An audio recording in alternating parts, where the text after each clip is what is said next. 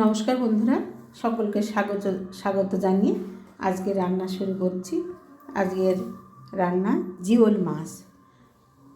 প্রথমে আমি জিওল মাছ দেখিয়েছি, বাজার থেকে জিওল মাছ নিয়ে এসেছি।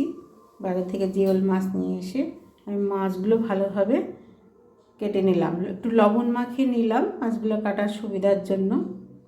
এবার কেটে পরিষ্কার করে ধুয়ে নিলাম। মাছগুলো আমি লবণ হলুদ মাখিয়ে নিয়েছি। কড়াইয়ে সর্ষের তেল গরম করে নিলাম। এবার মাছগুলো আমি ভেজে নেব।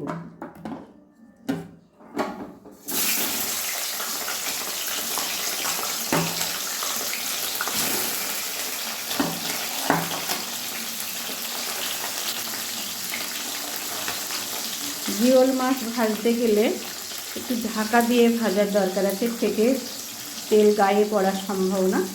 ওই জন্য আমি গ্যাসের ফ্লেম মিডিয়ামে রেখে আমি ঢাকা দিয়ে দেব।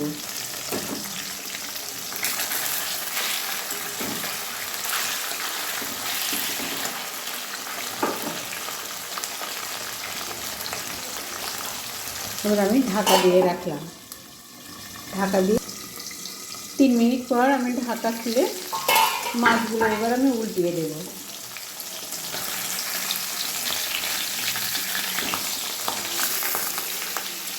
জিওল মাছ ভাজার সময় সবসময় খেয়াল রাখতে হবে গ্যাসের ফ্লেম মিডিয়ামে রেখে তবেই ভাজতে হবে, নাহলে তেল ফুটে যাওয়ার সম্ভাবনা। আবার ঢেকে দিলাম। মাছগুলো ভেজে আমি তুলে নিলাম। পুরো মাছগুলো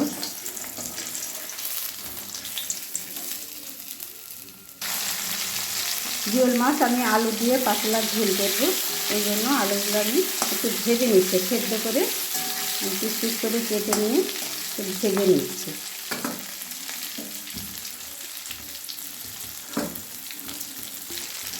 আলুগুলো ভাজা হয়ে গেছে, এবার আমি তুলে নিচ্ছি। জিওল মাছের পাতলা ঝোল করবো, ওই জন্য অল্প একটু আদা আমি ছেঁচে নিয়েছি, আর অল্প একটু মশলা আছে। জিরে হাফ চামচের অল্প একটু জিরে, ধনে আর শুকনো লঙ্কার গুঁড়ো অল্প একটু, একদম অল্প মশলায় জিওল মাছের পাতলা ঝোল রান্না করব। এবার ওই তেলে, মাছ ভাজার তেলে আমি একটা আদা ফোড়ন দিয়ে দিচ্ছি। আদাটাকে ভেজে নেব।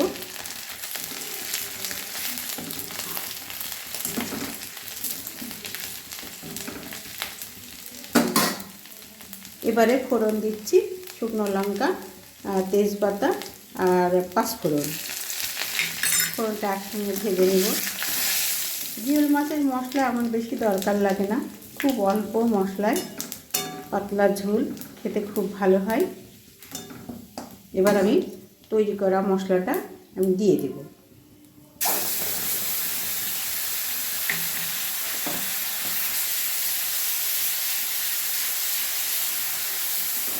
মশলাটা কষিয়ে নেব যতক্ষণ মশলা থেকে তেল ছেড়ে না দেয়।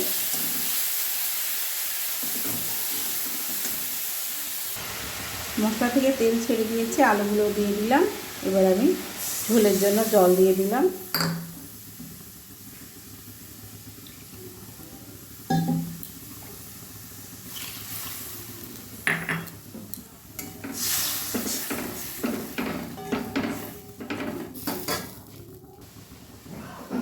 পরিমাণ মতো আমি লবণ দিয়ে দিলাম। ঝোল ফুটে গেলে মাছগুলো আমি দিয়ে দেব। ঝোল ফুটে এসছে, মাছগুলো আমি দিয়ে দিলাম।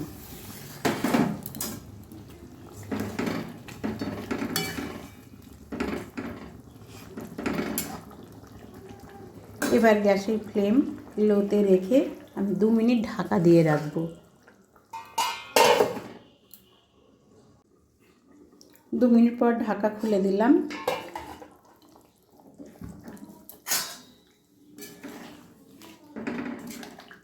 জিওল মাছের পাতলা ঝোল রান্না হয়ে গেল।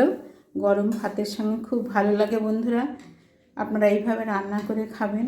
যদি ভালো লাগে আমার চ্যানেলটিকে সাবস্ক্রাইব করবেন, পাশে থাকা বেল বাটনটি দাবিয়ে দিবেন পরের ভিডিওটি পাওয়ার জন্য।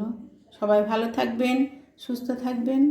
ভিডিওটি দেখার জন্য সকলকে ধন্যবাদ।